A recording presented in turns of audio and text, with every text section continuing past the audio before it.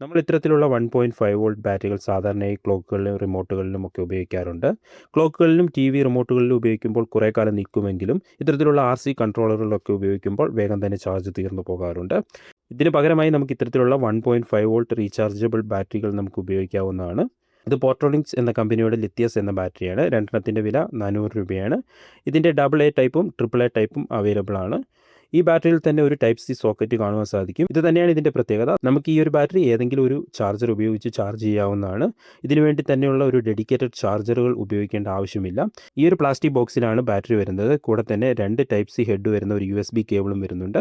1450 mAh ആണ് ഇതിൻ്റെ capacity. ചാർജിങ്ങിൻ്റെ സമയത്ത് ഈ ഒരു നീല LED മിന്നുകയും ചാർജിങ് പൂർത്തിയാകുമ്പോൾ അത് കത്തി നിൽക്കുകയും ചെയ്യും.